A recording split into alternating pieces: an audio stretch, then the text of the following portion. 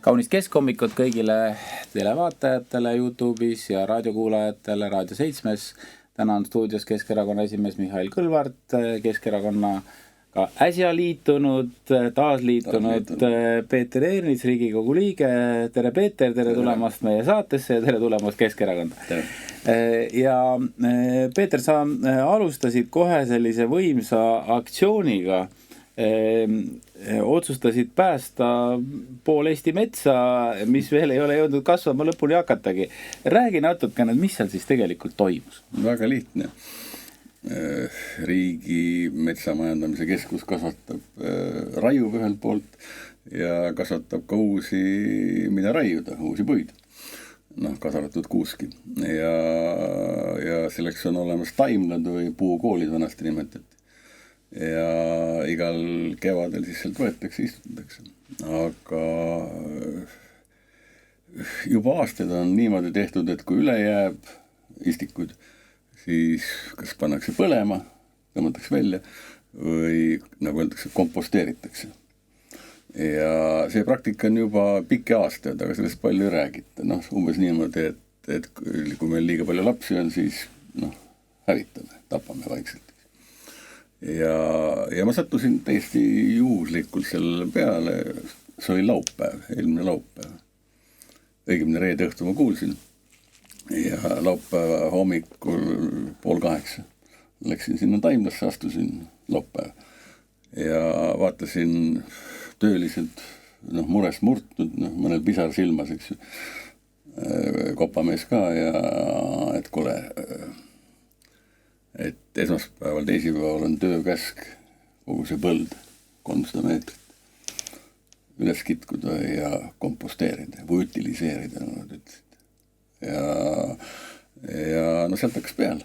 Mõtlesin, kuidas see niimoodi on, ilus päev ja tapatalgud, eks ju. Meil on metsariik ja metsarahvas eestlased ja see tundus uskumatu, et täiesti kaine peaga kuuled sellist juttu. Kõik on kained. Ja siis ma hakkasin tegutsema.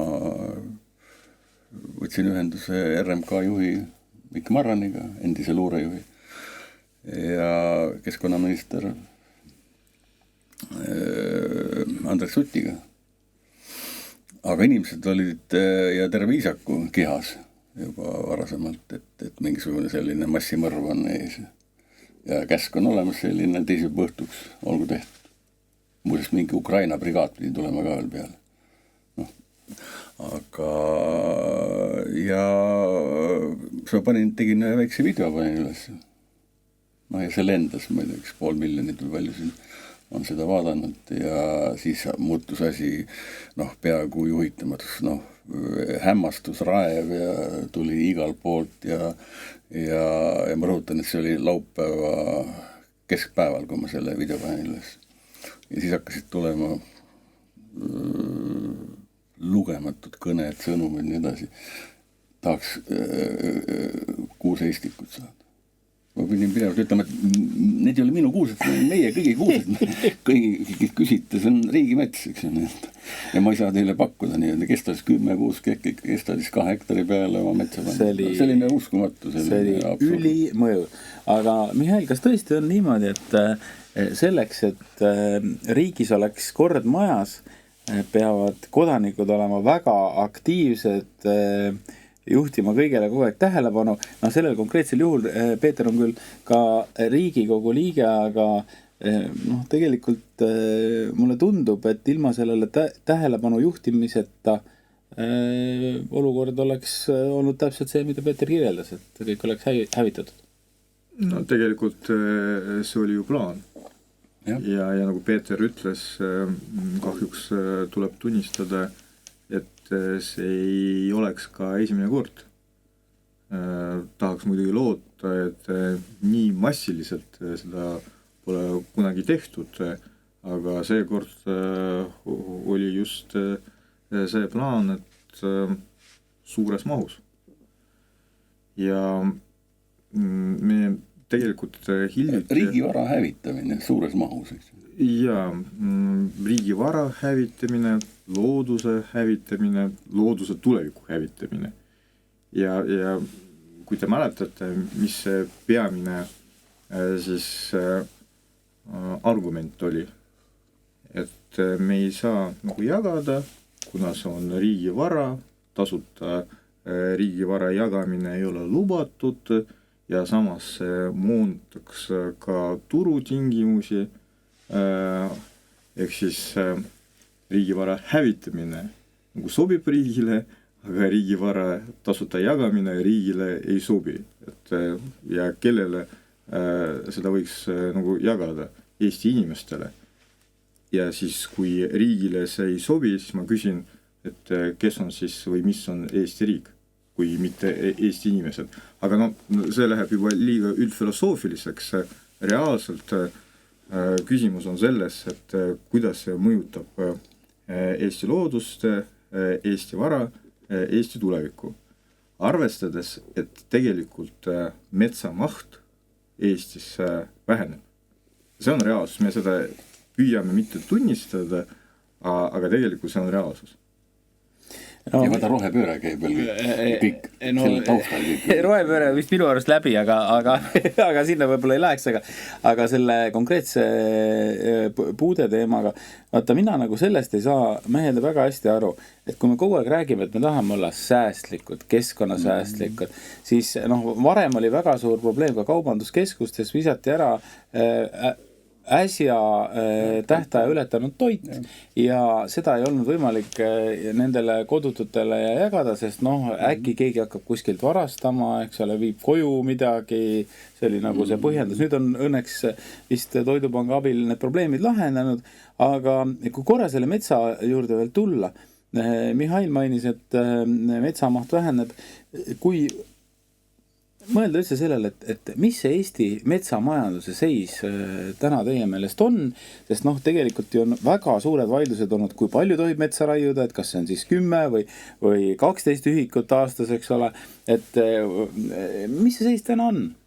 Ütleme, igaüks näeb, et raiesmikud on igal pool, aga see pilt on segane, kuna pool metsadest on erametsad ja seal käib see uuendamine suhteliselt viletsasti. Ja raiutakse kõvasti muidugi, aga raiemaht on vähenenud ja vähenenud on muuseas, mille pärast looduskaitselisi piirangud on tulnud väga palju juurde ja selleks, et uusi istikuid kasvatada läheb aastaid, 2-3 aastat. Järelikult see inerts on suur, eks ju, ja nüüd kiire looduskaitseliste piirangutega, et ei tohi nagu RMK riigimaal raiuda, on tekkinud see, et selline ülejääk, aga siis on jälle nagu koer hunniku otsas ise ei söö heina ja teistele ka ei anna. Ja selline bürokraatlik, selline barbaarne, selline massimõrv tegelikult on nagu aktsepteeritav, aga kõige huvitavam ja kõige olulisem on see, mida ma ei ole kunagi uskunud, et kui laupäeval hommikul ma nägin ja kogu selle taimla töötajad olid mures ja nii edasi, ja andsid, ütlesid, et kulge võtke ja tahtsid mullegi anda. Aga pühapäeva õhtuks oli suund täielikult muudetud ja esmaspäeval ja teisel, rõhutan, et esmaspäeval teisipäeva õhtuks pidi olema kõik hävitatud. Aga teisipäeval ja esmaspäeval puhkesid tõelised möllud, ma ise ei jõudnud sinna. Inimesed tulid ja võtsid kuuse taimiselt samast ja ma arvan, et keegi on kindlasti ka filminud ja pildistanud, et see päästeoperatsioon tegelikult realiseerus. Kõik see massimõrv lõpetati juba ja teine samm, inimesed said need kuuseistikud päästa, igaüks oma ikki või metsa, kus iganes. Ja see on 2 päevaga. Eesti tingimustes uskumatu. See on minu arvates suurepärane. Meil oli ju valitsuse poolt antud väga selge suund, et maavara on mõeldud majanduse arendamiseks ja tegelikult üheks sammuks on ka looduskaitse piirangute mahavõtmine selleks, et saaks rohkem raiuda. Ja see on ka teatud sektori huvi, et see maht suureneks. et seda ressurssi rohkem kasutada. Jah, majanduse areng on muidugi oluline ja sektor on ka oluline, aga küsimus on selles, kas meil on ka kõik tehtud selleks, et metsa maht ka uueneks. Ja täna, kui see bilanss on pigem negatiivne, siis tekib küsimus, kas meil tõepoolest on metsa nii palju, et me tuleviku osas oleme nii optimistlikud, et saame endale lubada istikuid hävitada. Et arvestades, et tegelikult vajadus ja huvi nende osas on olemas. Ja väga suur, see on uskumatu milline puunälg, mida ma olen näinud. Ma ei ole midagi muud, ainult telefon tühjaks jälle tahaks veel ja veel. Ja muuseas, see on ju riigi nii-öelda üks suurimaid lüpsilehmi, dividendide. Eesti riik saab sealt, kas oli 60 miljonit eelmine aasta või midagi, kõige suurem selline muulgas veel. Nii, aga siit lähme järgmise teema juurde, räägime natukene Ukrainast. Ukrainas on olukord kahjuks ikka suhteliselt sarnane ja nendest läbirääkimistest Türgis, vähemalt seda sealt kindlasti ei tulnud, mida me ootasime. Me ju arutasime eelmisel nädalal ja tegelikult ennustasime, et Nihet ei toimu. Et kohtumist Zelenski ja Putini vahel ei toimu. Et see oli arusaadav juba siis. Midagi sisuliselt nad ei ole otsustanud, aga sümboolselt vähemalt oli kokku lepitud vangide vahetus. Et tegelikult suuremas plaanis ka mitte väike asi.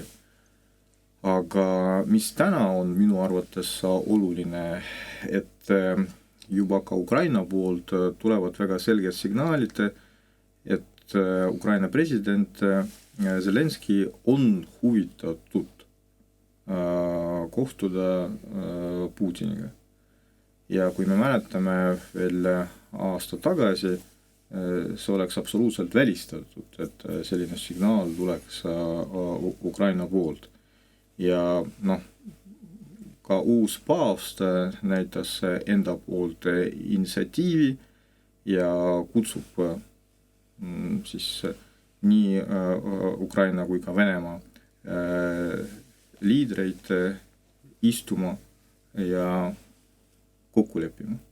Et suurem väärtus on ikkagi rahu. Ja kui sa mäletad, siis ka eelmine paavst kunagi tegi selles osas üleskutse, et rahu on kõige tähtsam. Ja siis teda mõisteti hukka selle eest, et ta sai väga palju kriitikat, et nagu selline üleskutse tuli tema poolt. Nüüd on sellest ajast aasta poolteist isegi võib-olla 2 nagu mööda. Selle aja jooksul on tapetud, ma arvan, 200,000 inimest ja nüüd kõlab sama üleskutse, aga nüüd seda aktsepteeritakse. Peeter, kuidas sulle tundub, kas on üldse mingisugust teed, ütleme, lähiperspektiivis sellel aastal, et võiks vähemalt relvarahuni jõuda? Et kas sa näed mingisugust nagu lahendust või kuidas sulle see pilt tundub? Ütleme, jälgides rahvusvahelist nii-öelda ajakirjandust, välispoliitilist ja meie üritame kuidagi väga reipalt näidata, et kas nüüd Ukraina kohe võidab või nii edasi, aga kui lugeda Foreign Affairsi või muude selliste soliidsete väljaannete, siis on Ukraina nii-öelda kokkukukkumise piiri peal, Ukraina riiklus. Ja valik on tegelikult katku ja koolera vahel tegelikult. Et me oleme panustanud, ropult panustanud eest panustaja, ütleme niimoodi, per capita, aga Euroopa Liit ei ole ühtne kahjuks. Ja ei saa võrrelda Eestit või Hispaaniat näiteks toetamise puhul. Ja kui nüüd Ameerika ka nagu võbeleb, et ütleme, idioodist president nagu siin paljud meie juhtpoliitikud kahjuks annavad mõista. Aga ilma Ameerika toetuseta on Ukrainal väga raske nii-öelda riiklus säilitada. Nii et ma olen optimist, ma olen kui rääkida rahupartei, aga Eesti praegune valitsus kahjuks kuulub sõjaparteide hulka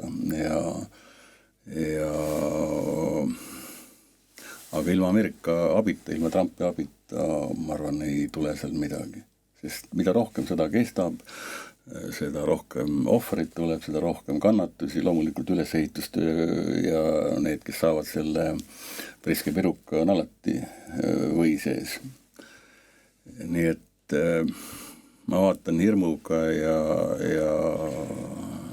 samas ma olen lootusrikas, et ükskõik mida Trumpi kohta öeldakse, aga ta on siiski veel ka rahupartei.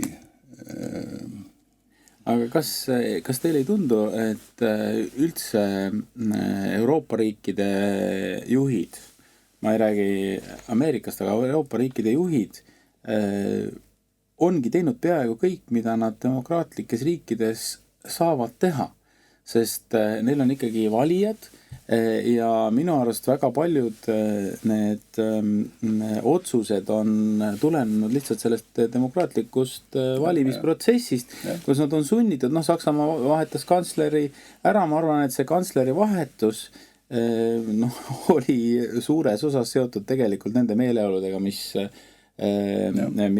praegu maailma välispoliitikas toimuvad. No tegelikult suurte riikide puhul ja mitte ainult suurte riikide puhul välispoliitika on alati osa sisepoliitikast. Et poliitikud mõtlevad eelkõige selle peale, et mida nad välispoliitikaga suudavad saavutada sisepoliitikas. Et mis on need sõnumid, mis on need emotsioonid. Jah, loomulikult on suured riigimehed, kes päriselt püüavad mõjutada ka suurt pilti, aga kõik sõltuvad sisepoliitikast ja valijatest, siin pole midagi teha. No ma pean ütlema siinkohal, et Trump minu arvates ei ole rahupartei liige. Ta on lihtsalt küüniline nagu ärimees ja suur riigijuht. Ta lähtub 100% ainult huvidest. Ja ta seda ei varja ka. Tegelikult suured riigid alati lähtuvad huvidest. Lihtsalt uus Ameerika president seda ka otse ütleb välja. Väikesed riigid lähtuvad ka, aga nende huvid kedagi ei huvita. Ja nad ei saa enda huvid kellegile peale suruda. No täpselt. Selles on asi. Ja täna me näeme, et tegelikult Venemaa soovib mingi eesmärki saavutada. Ma arvan, et nad otsustasid enda jaoks, et kui juba on nii palju panustatud, siis me midagi peame nagu saavutama, mis tõenäoliselt ei olnud esialgne eesmärk, aga mingi osa sellest eesmärgist, siis me nagu protsessi sõda peatame ja siis hakkame nagu läbi rääkima. Ja see on muidugi täna päris ohtlik, et mingi piirini tõenäoliselt veel asi nagu kestab ja Ukraina muidugi vajab nagu toetust, sest suvel nagu tulevad signaalid on oodata eskaleerimist ja see peaks tähendama, et Ukraina vajab toetust. Ja selles me oleme rääkinud korduvalt, et Peeteriga ma olen 100% nõus, et Euroopa võib pingutada, aga ilma Ameerikata, et Ukraina kahjuks ei saa hakkama. Isegi kui Euroopa on suuteline toetama finantsiliselt, siis relvaabi osas Euroopa võimalused on väga piiratud. Ja kogu see logistika ja kuna seda ju käib, et tõesti jõukuselt Ameerika või Euroopa Liit suudaks, aga killustatus ja aeg läheb, kui rääkida oma sõjaliste sõpradega, kindralitega 6, 7, 8 aastat. aga see on hiigelpikk aeg. Absoluutselt ja kui me meenutame, et teine maailmasõda kestis sisuliselt 6 aastat ja ütleme Eestis veel oluliselt lühemalt, siis see aeg, mis on praegu Ukraina sõjale juba läinud, see on meeletu.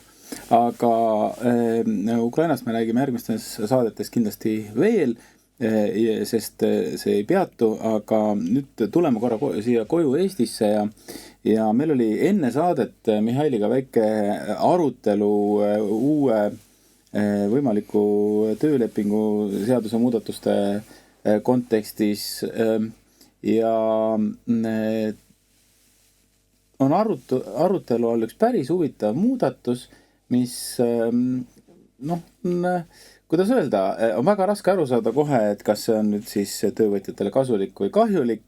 Vähemalt mulle tundub, et seal on ka võimalusi, aga Mihhail, räägi ära, mida see tähendab siis seda, et mulle garanteeritakse tööd ainult 10 tunniks nädalas? Suuremas plaanis mulle tundub, et see pilt näeb välja nii, et riik kõigepealt maksudega ja viletsa siis ärikeskkonnaga kägistab ettevõtlust. See on otseses mõttes. No seda ta teeb korralikult, et ma võin oma nahal tunnen. ja siis viskab ettevõtjatele sellise prääniku, mida ta siis annab töötajate arvelt. Et see praegune majanduskeskkond, ärikeskkond on tõepoolest halb ja ettevõtjatel on tõepoolest raske. Et sealhulgas mõned ettevõtted ei saa enda töötajatele garanteerida koormust ja sellega tekib ka loomulikult raskus palga väljamaksmisega. Ja kuidas siis riik pakub probleemi lahendada, mitte sellega, et üle vaadata maksusüsteemi, mitte sellega, et ettevõtet toetada ühel või teisel viisil, nagu seda tegid kõik suured riigid, eriti kriiside ajal, vaid sellega, et ütleb ettevõtjatele, aga jagage enda äririski töötajatega. Et me pakume teile uue siis lahenduse, uus töölepingu variante, mille alusel te saate öelda, et on garanteeritud ainult 10 tundi nädalas, ehk siis 1/4 normkoormusest ja ainult selle eest te peate ka maksma. Et teil on selline miinimumi nagu lagi, et selle eest, et te saate vastutada, aga muu osas saate öelda töötajale, et võtta või jätta. Et sobib sulle selline leping, saate nagu töötada, ei sobi, et vabandust, siis ei olegi vaja siin töötada. Ei ole see minu arvates nagu õige lahendus ja õige signaal, sest me ei saa äririske siis maandada töötajate sotsiaalgarantiide arvelt. See nagu loogika ei ole õige. No ma tööandjana ütleks, et seal on võimalusi kaasa arvatud töövõtjatele, sest on päris palju inimesi, kellel on ei olegi võimalik 40 tundi nädalas töötada, aga midagi teha tahaks. Aga need riskid, mille selle tähelepanu juhtisid, need on õiged, aga Peeter, mis sa arvad, kas Riigikogus... Kui sa luvad, ma nagu vaidlen vastu. Vaidle? Et nagu tõepoolest, seda ma ka ise tunnistasin, et see ärikeskkond on praegu halb, aga on ka olemas ühe või teise ärisektori spetsiifika. Aga siis sa alguses peale lepid kokku töötajaga, et sul ongi osakoormusega töö. Et see töötaja ei pea arvestama sellega, et tal tegelikult on soov töötada normkoormusega, aga iga hetk võib midagi juhtuda ja selle eest tema vastutab, mitte tööandja, kes tegeleb äriga ja peaks seda tööd pakkuma, vaid tema vastutab. Et kui see tööd ei ole, siis tuleb öeldakse, et aga homme ära tule, homme tööd ei ole. Absoluutselt, ma olen sellega 100% nõus, et töövõtja on nõrgemas positsioonis. et see on kindlasti nii, ja ta on nõrgemas positsioonis ka siis, kui ta saab töötada 40 tundi nädalas, sellepärast et see kindlasti niimoodi on ja need riskid, millele see tähelepanu juhtis, nendega ma olen nõus. Aga ma muidugi näen lihtsalt, et on olemas osad valdkonnad, kus võtame seal infotehnoloogia, mis iganes erinevad sellised loomingulised tegevused, kus see võib anda ka mõned võimalused, et alati on see pool ka, aga arme sinna pikalt läheme, tahtsin Peeter sinu käest küsida, et mis sa arvad, kas Riigikogus võiks ka olla nii, et kui teil seal eriti midagi teha ei ole, et siis makstakse palka ainult 10 tunni? No need mõtted on, kui eriti veel, kui inimesed vaatavad suurt saali, siis tekib mõte, et kas üldse 10 tunni eest. Et 10 oleks ka liiga palju, jah? 10 palju, aga see pool nalja nagu. Aga selle teemaga, ma tean mitmed ettevõtjad, kes tervitavad seda, näiteks mingi kohvikupidajad ja muu sellised. Aga jah, tal on siin positiivsed külgi, tõesti, aga üldine pilt on ikka täitsa omadega nahkas. Et ettekujutus, et piip, raha tuleb, eks ju, aga kes sinna raha panevad, eks ju, kogu see ettevõtluskeskkond, stagnatsioon, pikka aeg, nii edasi ja kõik hakkab ikka rääkima. Et üldine pilt on, ja nüüd on väga hea, jälle ma tervitan need peaministri nii-öelda sõbrad, ettevõtjad, aga bürokraatlikke tõkkeid ja muid selliseid asju. Aga see on jälle, ma ei ütle kosmeetiline, aga saab õiges suunas, aga üldine pilt on ikka täiesti pekkis, nagu maal öeldakse. Et ettevõtlus, sa tead paremini seda. Ja nii, et see on üks selline killukene, et millel, nüüd ma olen suga Mihhail nõus täiesti, aga seal on ka positiivsed külgi.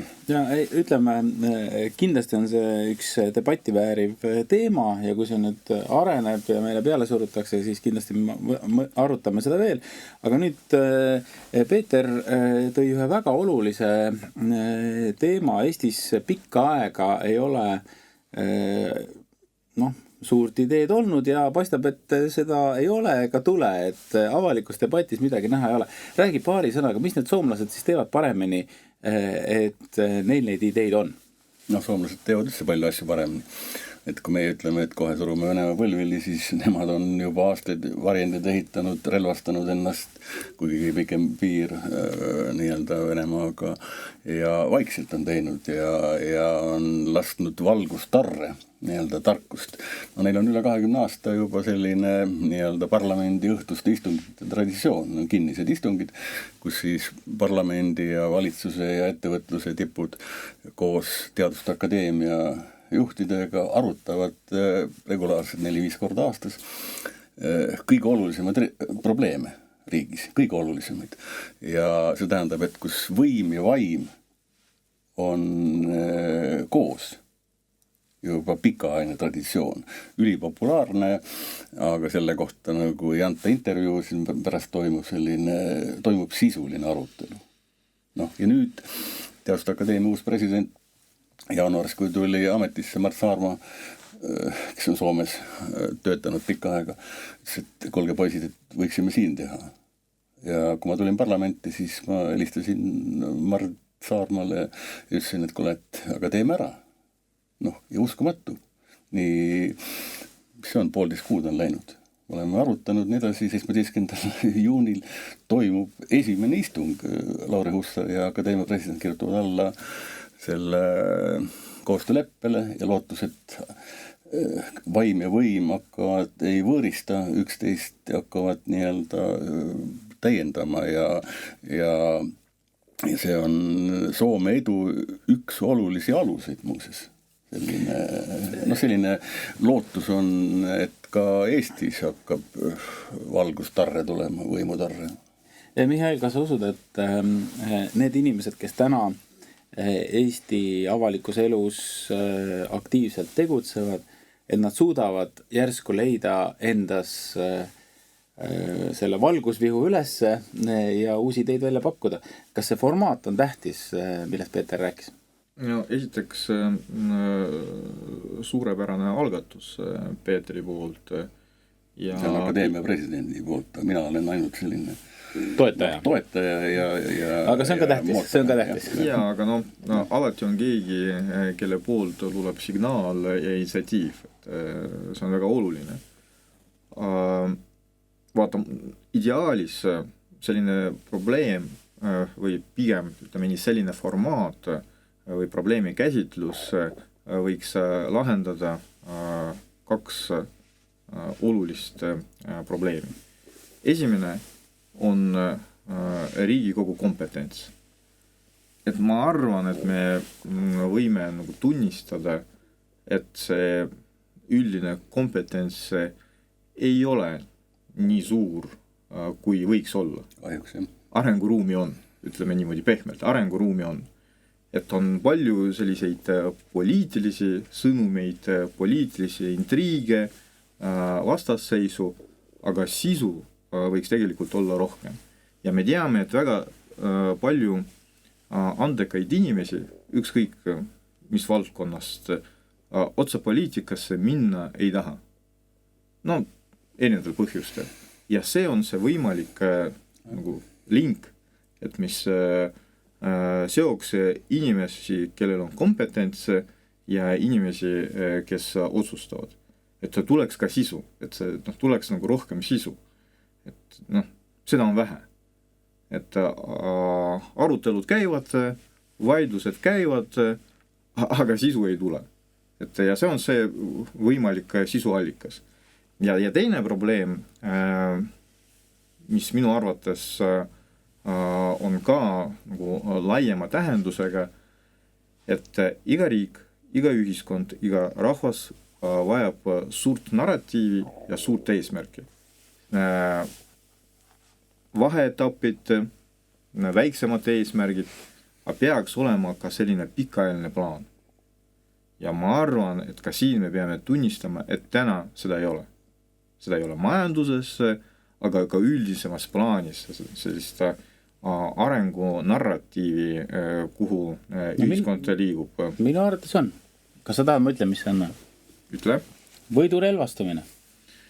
Jaa, no see on selline nagu, ütleme nii, ikkagi ajutine nagu nähtus. Et... No ma ei ole kindel, mulle tundub, et... Meie eesmärk peaks olema võidu relvastumine. Ei, ma tahan öelda, et rahvas praegu tajub, et Eesti suur eesmärk on võidu relvastumine. See on rahvas tajub.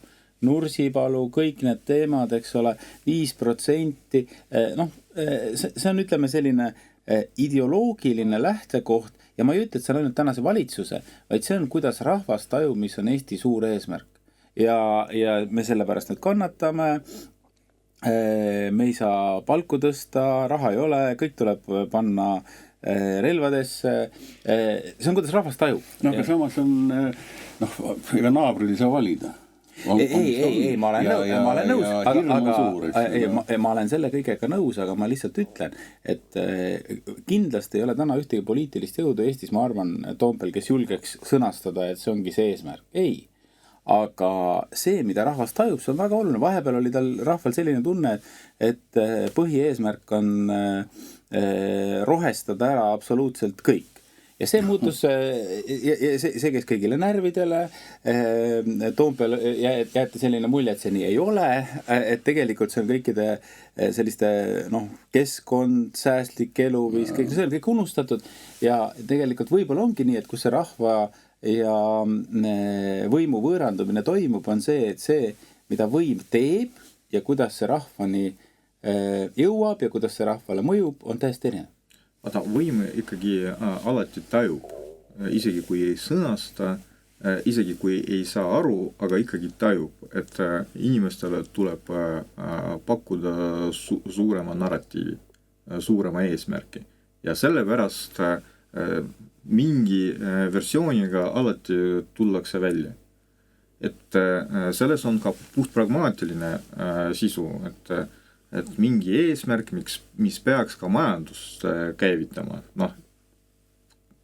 Ka relvade tootmine võib majandust käima panna, kui seda teha nagu õigel viisil. Trumpi näitel on see väga hästi õnnestunud. Ja küsimus on selles, kas see, mida pakutakse, on päris plaan, kas see on süsteemne plaan ja kas tõepoolest on arenguplaan või see on mõnes mõttes selline kas asendustegevus või paralleelne tegevus või siis emotsioonidega nagu mängimine.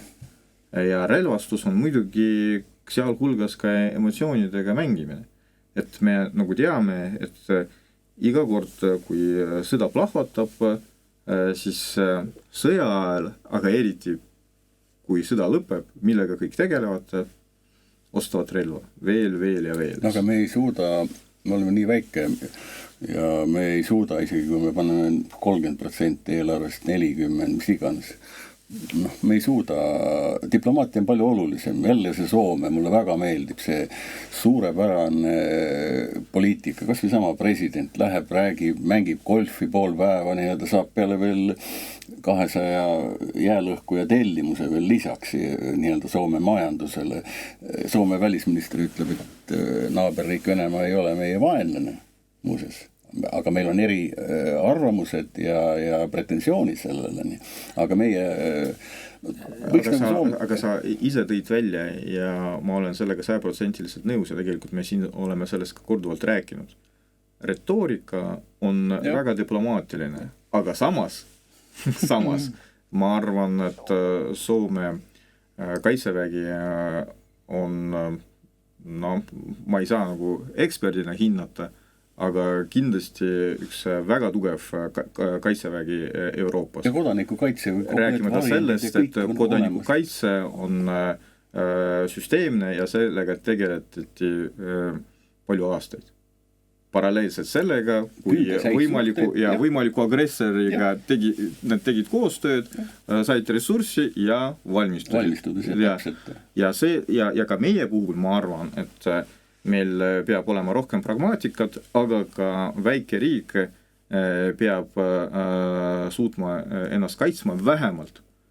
Kõik peavad aru saama, ükskõik kes ümber on, et me ei ole selline nagu lihtne väike tükk, mida saab lihtsalt võtta. Et see heidutamine on ka väga oluline, ka diplomaatias pole midagi teha.